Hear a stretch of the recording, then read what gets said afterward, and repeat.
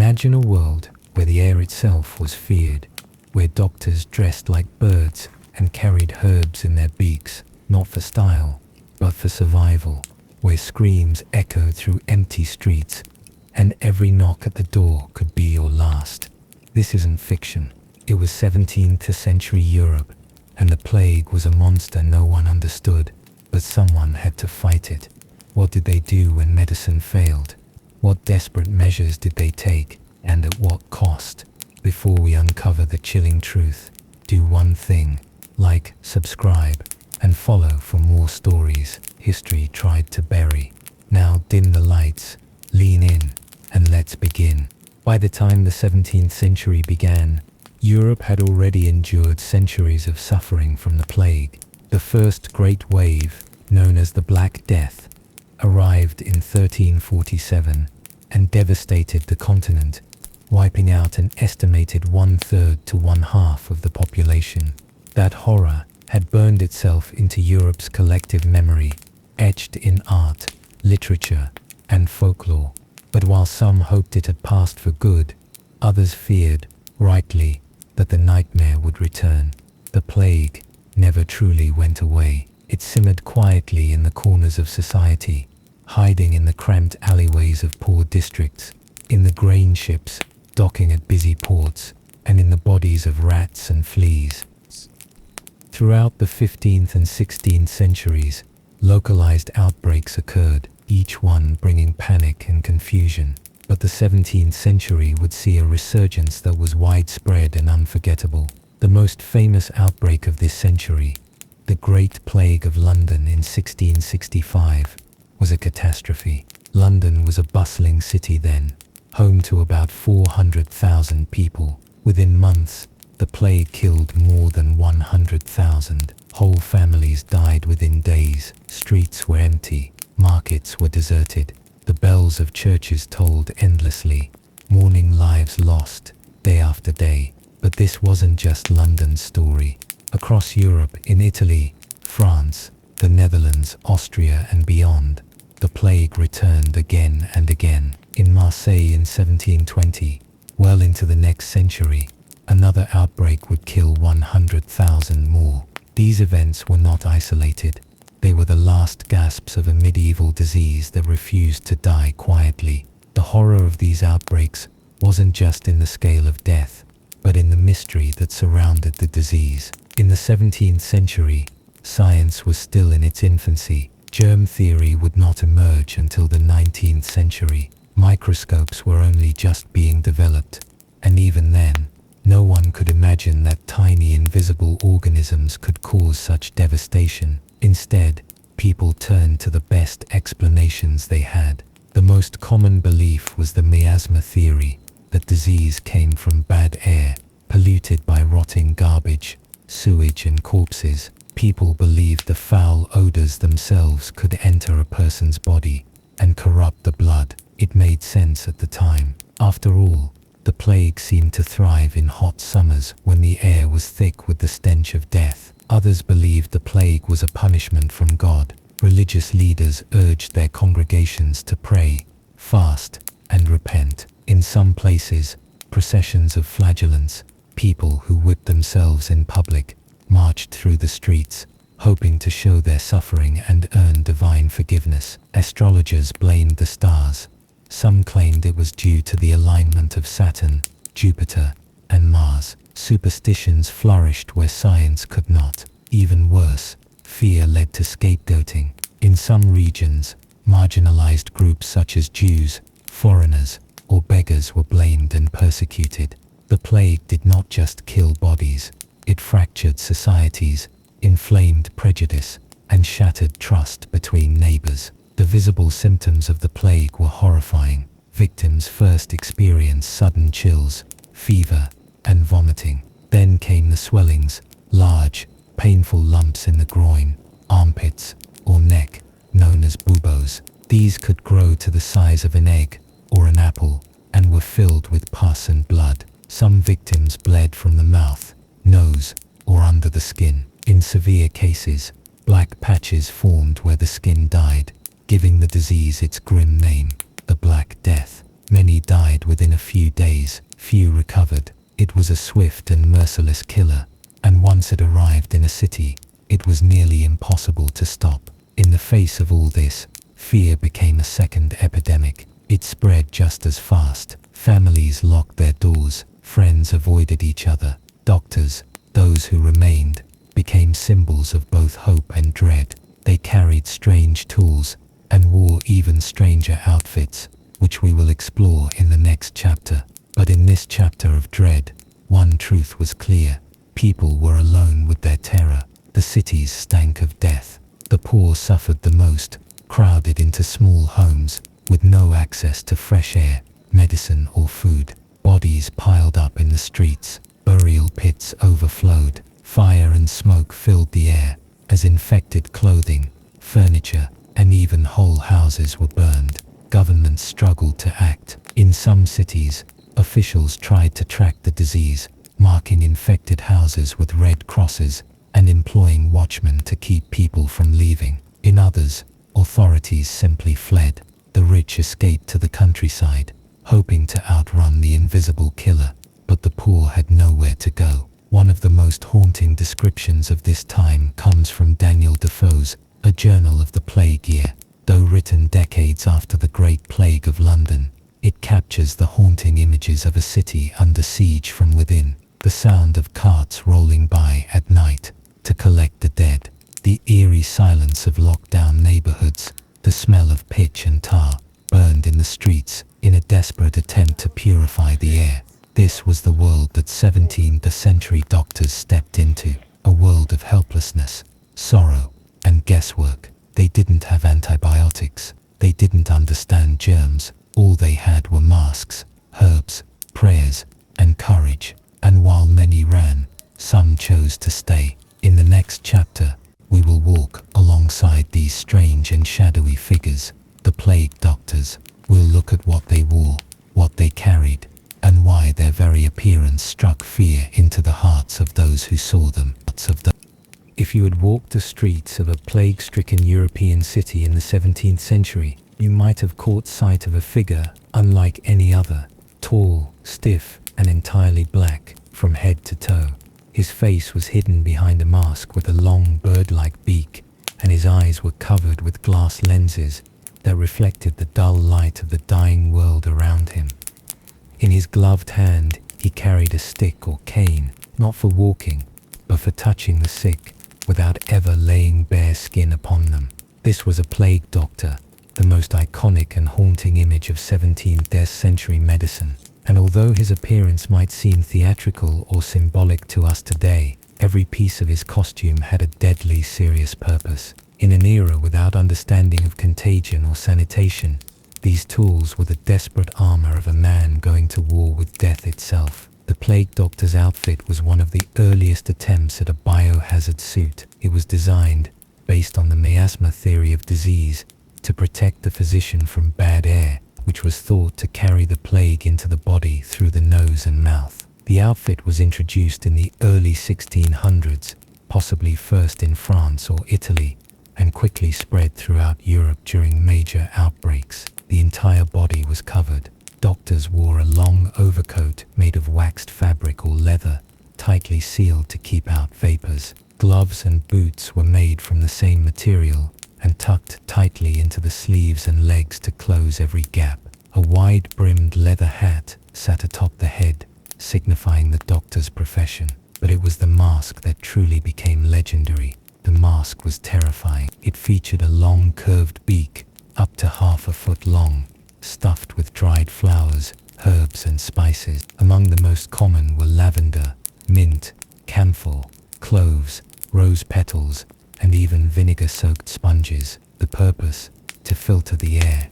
People believed that these aromatic substances could cleanse the poisonous miasmas before they entered the body. It was a primitive form of respiratory filtration, based on the best guesses of the time. The eyes were shielded by glass lenses. This not only concealed the doctor's expression, giving him a ghostly, emotionless appearance, but also protected the eyes from potentially infectious vapors. Combined with the overall silhouette, the plague doctor became a figure of both hope and dread, one part omen of death. In the doctor's hand was often a wooden cane or stick, This tool was multi-purpose.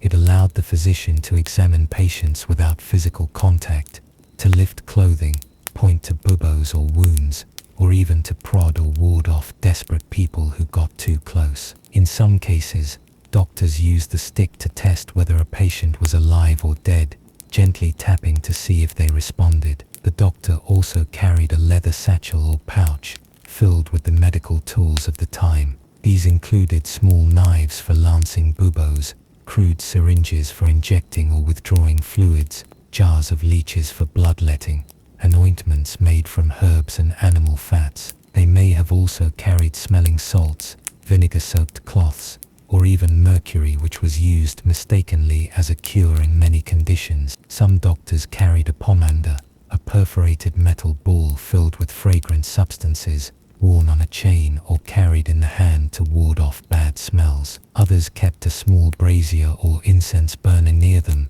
creating a cloud of smoke that they believed could shield them from infection. Fires were often lit inside homes or in the streets to purify the air. Despite these preparations, plague doctors were often not highly trained. In many cities they were hired by local authorities out of desperation. Some were retired physicians, others were new medical graduates with little experience. In a few cases they were not doctors at all, simply men willing to do the job no one else would take. The pay was usually decent, and they were often granted immunity from lawsuits or debts, but the risk was extraordinary.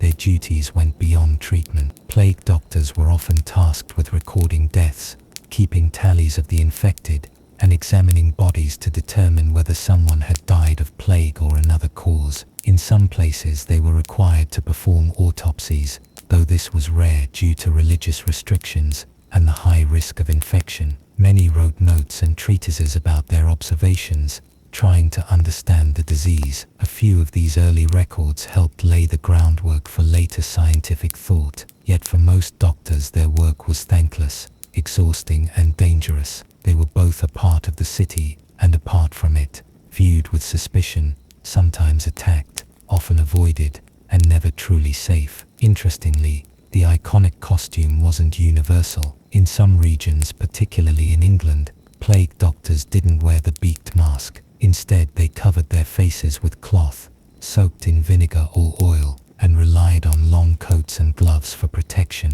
The beaked figure is more closely tied to continental Europe, especially France and Italy, though its image has since come to define the profession across all of history. To the average citizen, the sight of a plague doctor brought mixed feelings. He might be the only person brave or paid enough to visit a dying home, yet his arrival was also a sign that death had come knocking. The black costume, the stiff movements, the emotionless mask, it was like a living death itself walking your street. In some towns, children were warned that if they misbehaved, the plague doctor would come for them. Over time, the costume took on a life of its own in culture. It became a symbol of pestilence and mystery, appearing in plays, paintings, and eventually even masquerade balls, where the mask became a chilling costume in Venice's carnival. But in the 17th century, the man inside the mask was very real, and often terrified himself. Despite their efforts, many plague doctors became victims of the disease.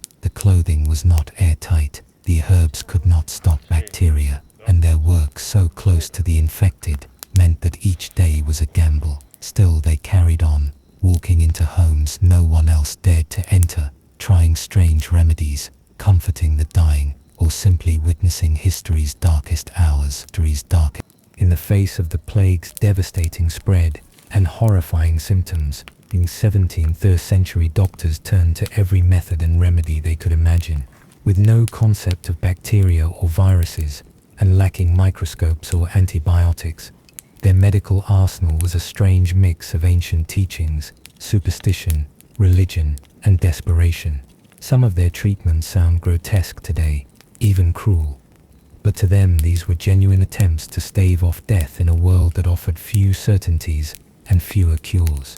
At the center of much 17th century medical practice was a theory dating back to the Roman physician Galen, the humoral theory. According to this belief, the human body was governed by 4 bodily fluids or humors: blood, phlegm, black bile, and yellow bile.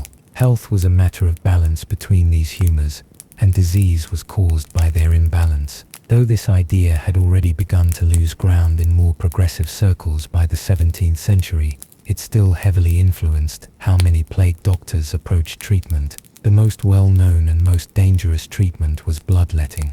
The idea was that if a patient had too much blood, or if the blood was corrupted, it should be removed. Doctors used sharp knives or small blades called lancets to open veins and drain blood from the arm or neck. In other cases, they used leeches, which could be applied to specific parts of the body, believed to draw out the bad humors more gently. For those suffering from the swollen, pus-filled lumps known as buboes, doctors sometimes tried to lance or burst them open. The logic was that releasing the contents might help rid the body of infection. However, this procedure was agonizing and often fatal, especially given the complete lack of sterilization. Once opened, buboes could become portals for further infection. Still, patients and doctors alike were willing to try anything. Some treatments took the form of poultices, substances applied directly to the skin to draw out the disease. One infamous recipe called for a paste made from crushed onions,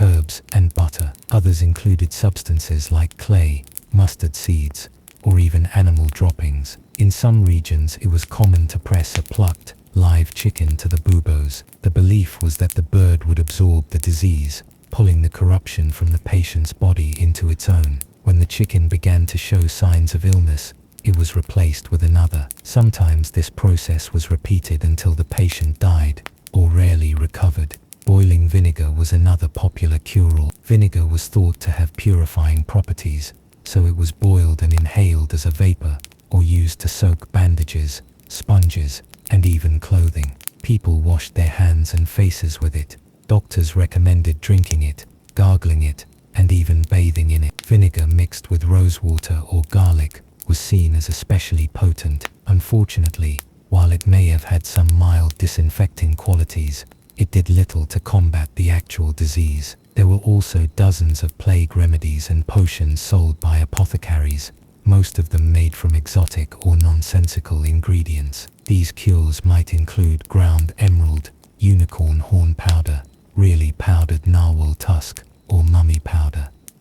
Ground up human remains taken from Egyptian tombs. These ingredients were rare, expensive, and often fraudulently sold, but desperate people bought them anyway. Another disturbing but common approach was the use of mercury, also known as quicksilver. It was believed to balance the humors and purge poisons from the body. Patients were sometimes made to ingest mercury, or apply mercury-based ointments to their skin. The side effects were severe: excessive salivation, tremors, and madness, but again few alternatives existed. More aggressive treatments bordered on the bizarre. One method involved placing hot iron rods on a patient's body to burn out the infection. Another required burying the patient up to their neck in warm earth. It was believed that the earth could draw out disease. Sweating was also encouraged. Patients were wrapped in blankets near open fires or given sweating potions, hoping the fever would drive the illness out of the body. Of course,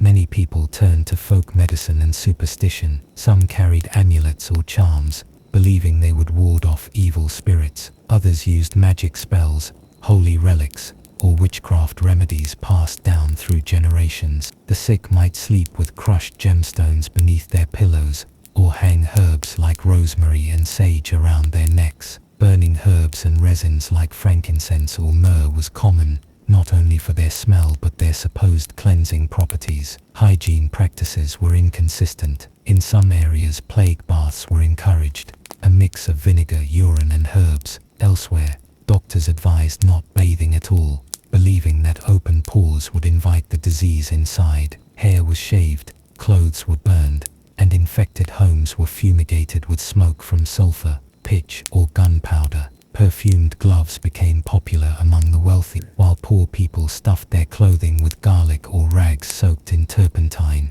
None of these treatments were based on evidence as we understand it today, but that's the key to understanding this era, not in judging the absurdity of the remedies, but in recognizing the desperation behind them. The plague was not only a test of the body, but a test of the human spirit. People People wanted to believe there was something they could do, something, anything, that might spare them or their loved ones. Doctors were often caught between hope and helplessness. Many documented their observations, noting which remedies seemed to work, even if only occasional. In some cities, hospitals and pest houses were set up to isolate the sick and attempt more organized treatment. These places were grim, overcrowded, and rarely successful, but they represented the beginnings of public health infrastructure. The treatments may have failed, but the effort mattered. It marked the first attempts at systematic disease response in Western medicine. It also taught doctors and later scientists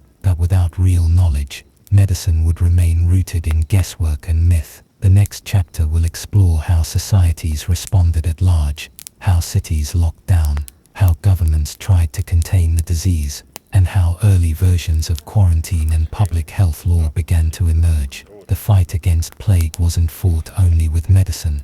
It was fought in the streets, in homes, and in the policies that reshaped society itself. As the plague swept through Europe again and again during the 17th century, it didn't just challenge doctors and apothecaries, it tested the very structures of society. Cities were turned inside out, governments forced to act swiftly, and communities strained to their breaking points. Faced with a crisis they could not cure, leaders turned to something new: containment. In an age long before modern science, the idea of controlling a disease through isolation and civic measures was revolutionary and often brutally enforced. The concept of quarantine, from the Italian word quaranta, meaning 40, had existed since the 14th century. It originally referred to the practice in Venice of requiring ships and their crews to remain isolated for 40 days before docking to ensure they weren't carrying the plague. By the 17th century, this practice had evolved and spread throughout much of Europe. In cities like London, Marseille, and Florence, quarantine wasn't just a port protocol, it became a public weapon in the war against the plague. When a new outbreak was detected, city officials would spring into action. Plague orders were issued, emergency laws that restricted movement, closed public gathering spaces, and enforced household confinement. In many cases, entire households were sealed inside their homes. If one member showed signs of infection, a painted red cross was drawn on the door, accompanied by the chilling words, "Lord, have mercy upon us." A guard might be stationed outside to prevent anyone from leaving. Inside these homes, families endured weeks, sometimes months of isolation, often with no access to food or medicine. City officials sometimes arranged for deliveries, but more often than not, the sick and the healthy were locked in together, left to their fate. In some places, people bribed guards or tried to escape through windows. Others quietly starved or succumbed to illness behind bolted doors. Public spaces were shut down: theaters, taverns, markets, even churches. Processions and festivals were banned. People were ordered to keep to their homes unless absolutely necessary. In some cities, a curfew was enforced, with violators punished severely. Night watches and patrols were increased, and searchers were employed. Often older women paid a pittance to enter homes, examine corpses, and determine the cause of death. The dead created an entirely new crisis. With so many dying so quickly, traditional funerals were impossible. The bodies of plague victims were considered dangerous to touch, and many priests refused to give last rites. Burials became rushed and anonymous. Graves were no longer dug one at a time.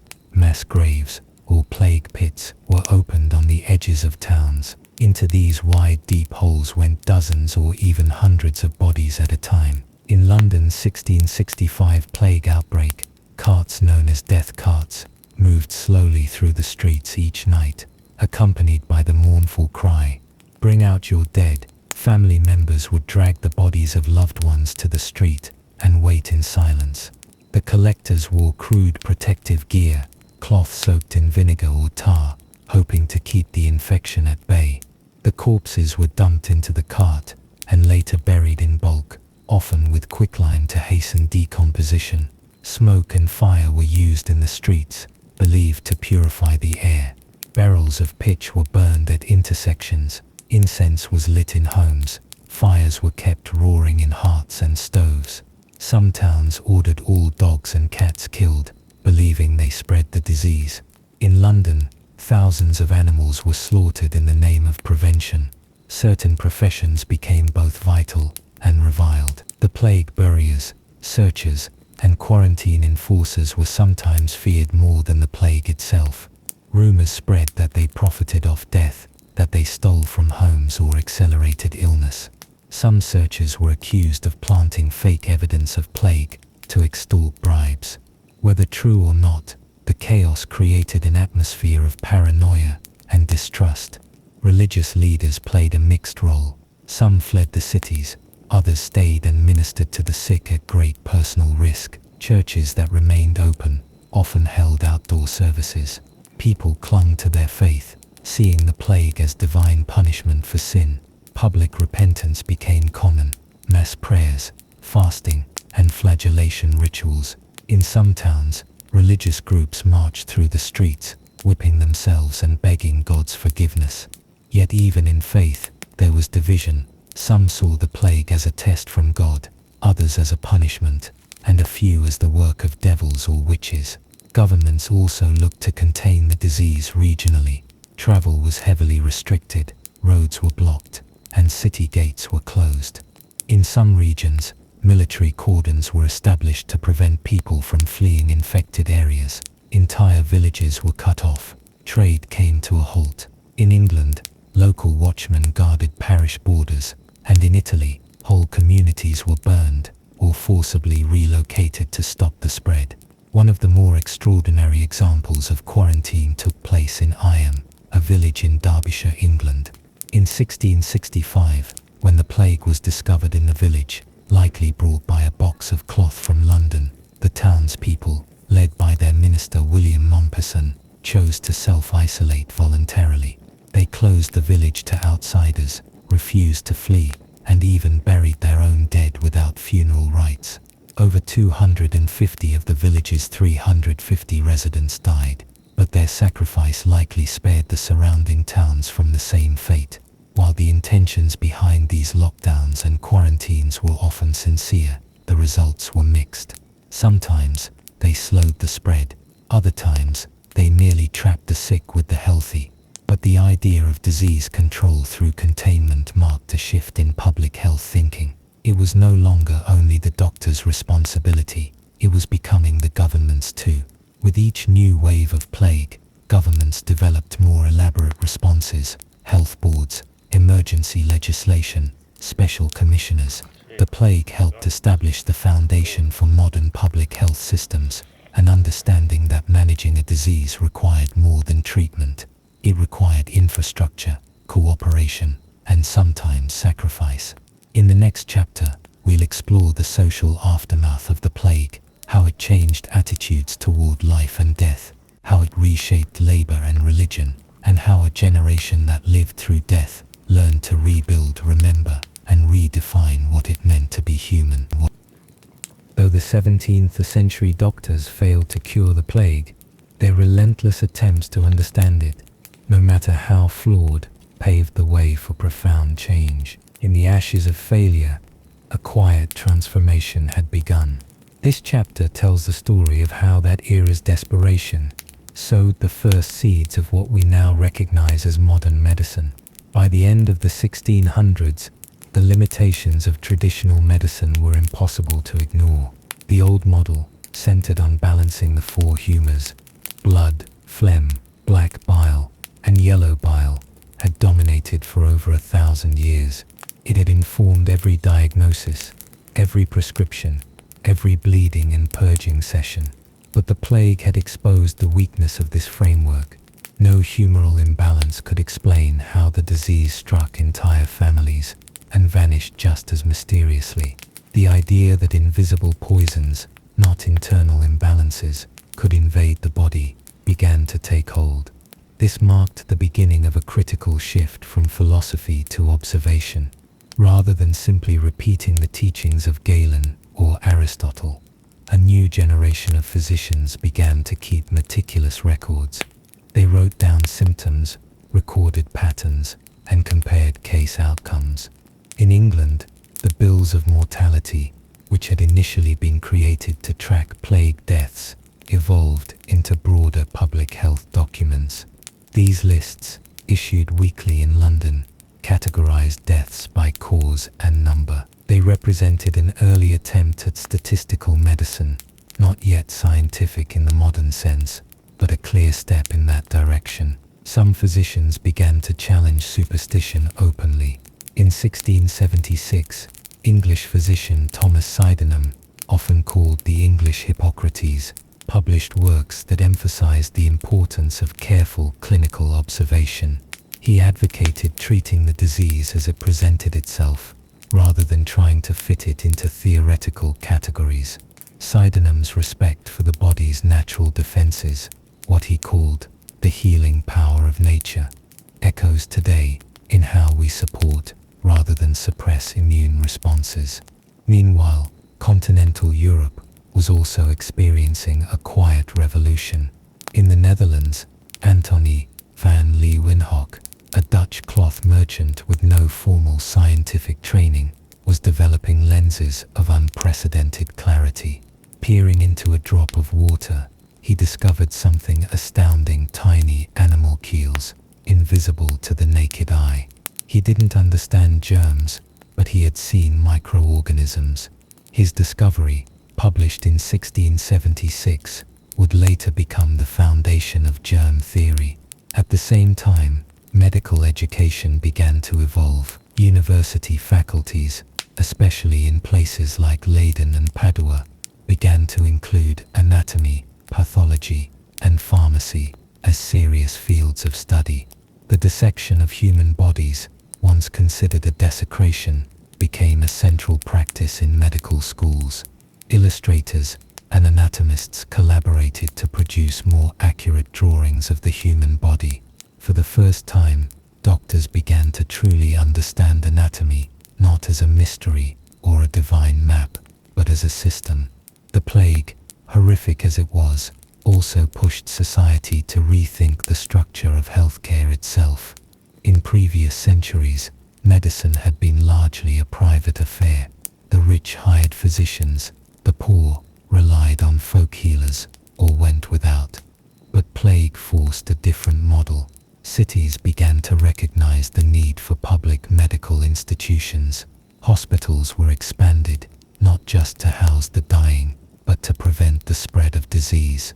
The idea that public health was a government responsibility took root. Quarantine stations, like the Venetian lazarettos or the French pest houses, were further developed and maintained even between outbreaks. These facilities, originally seen as temporary, became permanent fixtures. Their continued use led to better administration, sanitation standards, and even rudimentary triage systems. Over time, these plague hospitals laid the groundwork for the modern infectious disease wards. Another critical change came in how people understood contagion. Though they still didn't understand bacteria or viruses, many 17th century thinkers came to believe that disease could pass from person to person through physical contact or proximity. Italian physician Girolamo Fracastoro, writing earlier in the 1500s, had theorized about seeds of disease, invisible agents that could spread illness. In the 17th century, his ideas gained new traction. By the 18th century, his theories would be re-examined and expanded upon in light of microscope discoveries. The legacy of plague also influenced apothecaries and pharmacists. During the 17th century, they began to shift from preparing generic remedies based on ancient recipes to more experimental compounds. Some began to question the usefulness of centuries-old concoctions. Herbalists experimented with foreign imports, quinine from Peru, camphor from Asia. Medicine slowly began to move from ritual to research. Even the design of cities began to reflect lessons from the plague. Planners focused on ventilation, sanitation, and the separation of homes. The fear of bad air, while misguided, led to better drainage systems, cleaner water access, and more structured housing developments. Public fountains and sewage lines began to replace the open ditches and cesspools of earlier centuries. At a societal level, the memory of the plague became a moral compass. Preachers used it as a warning against future indulgence. Politicians cited it to justify health reforms. Families kept journals and written records of what had been lost. In some communities, annual remembrances were held to honor the dead and reflect on survival. But perhaps the most lasting transformation was internal. After living in the shadow of sudden death, people began to value knowledge differently. The idea that the world could be measured, understood, and eventually controlled began to outweigh the fatalism of earlier generations. Curiosity replaced fear, experimentation replaced repetition, and medicine for the first time began to shift from an art of hope to a science of healing. The doctors of the 17th century did not conquer the plague, but they stood at the edge of a new world, lighting torches in the dark. The path ahead would be long, winding, and filled with failure, but it had begun, and with each careful observation, each dissected body, each counted death, they laid the foundation for what medicine would become. Though the 17th century doctors failed to cure the plague, their relentless attempts to understand it, no matter how flawed, paved the way for profound change. In the ashes of failure, a quiet transformation had begun.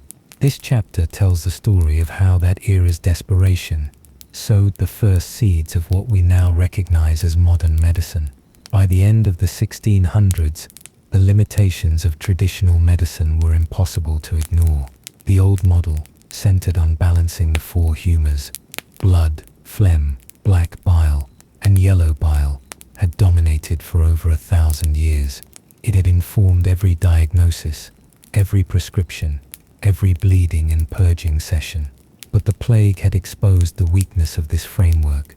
No humoral imbalance could explain how the disease struck entire families and vanished just as mysteriously.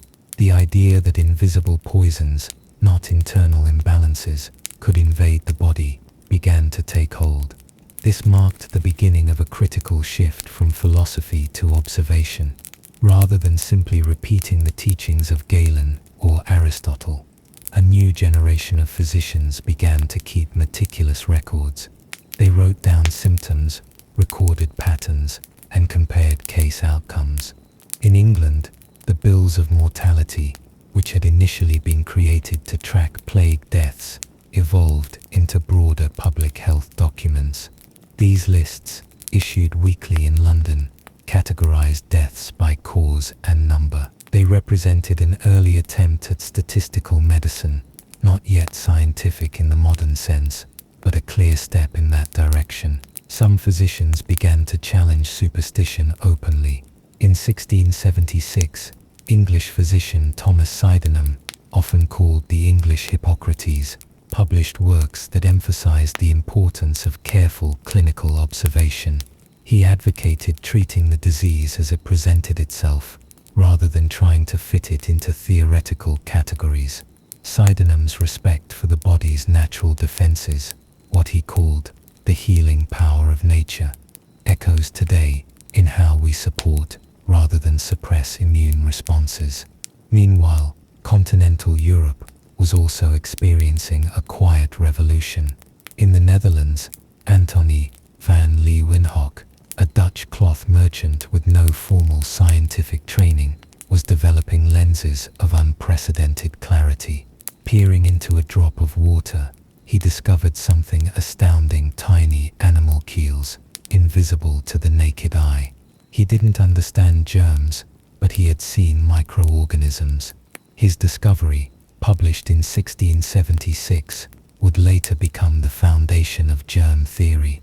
At the same time, medical education began to evolve. University faculties, especially in places like Leiden and Padua, began to include anatomy, pathology, and pharmacy as serious fields of study. The dissection of human bodies, once considered a desecration, became a central practice in medical schools. Illustrators and anatomists collaborated to produce more accurate drawings of the human body. For the first time, doctors began to truly understand anatomy, not as a mystery or a divine map, but as a system. The plague, horrific as it was, also pushed society to rethink the structure of healthcare itself. In previous centuries, medicine had been largely a private affair. The rich hired physicians, the poor relied on folk healers or went without. But plague forced a different model. Cities began to recognize the need for public medical institutions. Hospitals were expanded, not just to house the dying, but to prevent the spread of disease. The idea that public health was a government responsibility took root. Quarantine stations, like the Venetian lazarettos or the French pest houses, were further developed and maintained even between outbreaks. These facilities, originally seen as temporary, became permanent fixtures. Their continued use led to better administration, sanitation standards, and even rudimentary triage systems. Over time, these plague hospitals laid the groundwork for the modern infectious disease wards. Another critical change came in how people understood contagion. Though they still didn't understand bacteria or viruses, many 17th century thinkers came to believe that disease could pass from person to person through physical contact or proximity. Italian physician Girolamo Fracastoro, writing earlier in the 1500s, had theorized about seeds of disease, invisible agents that could spread illness. In the 17th century, his ideas gained new traction. By the 18th century, his theories would be re-examined and expanded upon in light of microscope discoveries. The legacy of plague also influenced apothecaries and pharmacists. During the 17th century, they began to shift from preparing generic remedies based on ancient recipes to more experimental compounds. Some began to question the usefulness of centuries-old concoctions. Herbalists experimented with foreign imports, quinine from Peru, camphor from Asia. Medicine slowly began to move from ritual to research. Even the design of cities began to reflect lessons from the plague. Planners focused on ventilation, sanitation, and the separation of homes. The fear of bad air, while misguided, led to better drainage systems, cleaner water access, and more structured housing developments. Public fountains and sewage lines began to replace the open ditches and cesspools of earlier centuries. At a societal level, the memory of the plague became a moral compass. Preachers used it as a warning against future indulgence. Politicians cited it to justify health reforms. Families kept journals and written records of what had been lost. In some communities, annual remembrances were held to honor the dead and reflect on survival. But perhaps the most lasting transformation was internal. After living in the shadow of sudden death, people began to value knowledge differently. The idea that the world could be measured, understood, and eventually controlled began to outweigh the fatalism of earlier generations. Curiosity replaced fear, experimentation replaced repetition, and medicine for the first time began to shift from an art of hope to a science of healing. The doctors of the 17th century did not conquer the plague, but they stood at the edge of a new world, lighting torches in the dark. The path ahead would be long, winding, and filled with failure, but it had begun, and with each careful observation, each dissected body, each counted death, they laid the foundation for what medicine would become. By the late 17th century, the memory of the plague no longer belonged only to the doctors and the dead. It had woven itself into the very fabric of city planning, rule-making, and governance. Out of the desperation and chaos of repeated outbreaks emerged something revolutionary. The idea that disease prevention was not merely the concern of physicians or the church, but of governments, communities, and civil institutions. A new concept had begun to take root across Europe: public health. The first glimmers of this transformation could be traced to the reactions of city leaders during plague years. Faced with mass death and social unrest, local magistrates had often taken emergency powers, issuing quarantine orders, closing city gates, regulating funerals, and even appointing plague doctors. What began as reactive crisis management slowly evolved into organized systems of disease surveillance and control. In cities like Venice, Milan, and Marseille, permanent health boards were created, often made up of physicians, government officials, and merchants. These boards were tasked not only with plague response, but with preventative planning. They organized quarantines, maintained plague hospitals, and inspected incoming ships for disease. By the 1690s, some of these boards had developed detailed protocols for everything from fumigating letters to isolating foreign travelers. Port cities in particular led the way. Commerce was both their lifeblood and their greatest risk. Ships brought wealth, but they also brought rats, fleas, and plague. To protect their economies, cities like Venice and Dubrovnik refined their quarantine systems. Incoming ships were held in lazarettos for 40 days, where cargo and passengers alike were inspected and isolated. Though based on limited understanding, this structured quarantine system saved countless lives and stood as one of the first institutional forms of public health regulation. In England, the experience of the 1665 Great Plague in London pushed authorities to improve record-keeping and reporting. The Bills of Mortality, first published in the early 1600s, became far more detailed. Parish clerks recorded not just deaths, but causes of death, allowing rudimentary tracking of disease patterns. These early mortality statistics were published weekly, public health bulletins in their earliest form. One man who paid particular attention to these records was John Graunt, a London haberdasher with a keen interest in numbers. In 1662, he published natural and political observations made upon the Bills of Mortality, where he used the data to draw astonishing insights about population, disease patterns, and life expectancy. Graunt's work, largely ignored by the medical establishment at the time, would later be recognized as the birth of medical statistics and epidemiology. The plague also forced cities to look inward, to re-examine their sanitation and waste systems. Though the miasma theory still dominated the belief that bad air spread disease, it inadvertently encouraged meaningful reforms. Many city councils invested in cleaner water supplies, better drainage, and street cleaning. In cities like Paris and Amsterdam, open sewers began to be replaced with covered systems. The connection between hygiene and health was not yet scientific, but it was increasingly practical. Across Europe, laws began to reflect these changing attitudes. Some cities passed ordinances regulating burial practices, forbidding the overcrowding of graveyards within city limits. Others imposed fines on households that dumped waste into streets or canals. In Florence, strict codes were established for street vendors and butchers to minimize filth and animal remains in public areas. These measures, while inconsistent and often class-biased, laid the groundwork for municipal health codes. But perhaps the most telling legacy of the plague was a shift in the role of the physician.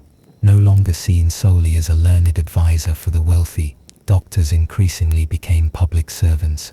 Some were appointed by city councils to oversee sanitation, inspect the sick, or supervise hospitals.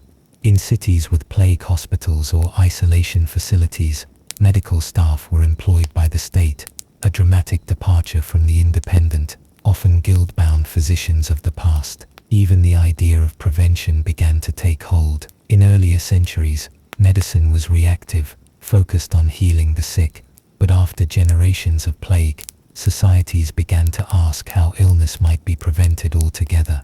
This subtle shift in thinking marked the dawn of preventative medicine, a field that would flourish centuries later. Churches, too, adapted. Many clergy had perished during outbreaks, and those who survived began working more closely with physicians and civic leaders. Sermons emphasized not just moral repentance, but personal hygiene, modest living, and community responsibility. While still steeped in religious language, these messages reinforced public health principles. Cleanliness was next to godliness, both literally and figuratively. Importantly, this growing public health movement was not evenly distributed. Rural areas remained largely reliant on local healers and community knowledge. Many poor neighborhoods were still neglected by city officials, but in the urban centers of trade and governance, something irreversible had changed. Governments had begun to recognize their role in protecting the health of the people, not only as a moral duty, but as a requirement for stability, economy, and power. The plague shadow also lingered in architecture and urban design. Some cities restructured districts to improve airflow and reduce overcrowding. Narrow, twisting alleys gave way to broader streets and public squares. Markets were spaced out, fresh water fountains installed. Entire neighborhoods once considered dangerous or unsanitary were razed and rebuilt. The fear of contagion had become a force shaping not just policy, but the very shape of the city. By the dawn of the 18th century, Europe had not defeated plague, but it had tamed its panic. Plague outbreaks would still occur, but cities were now equipped with protocols, personnel and institutions to respond. The Great Terror of the past had left behind a framework, a blueprint for how governments could anticipate, manage and mitigate public health crises. It would be centuries before germs were truly understood, before vaccines and antibiotics changed everything. But the 17th century had already rewritten the rules. It had introduced the idea that health was not just a personal affair, but a public responsibility, a shared burden, and a collective goal. In the end, it was not just the bodies in the plague pits that shaped history. It was the policies, the reforms and the people who believed that disease could be confronted not with prayer alone, but with planning, discipline and reason. Discipline and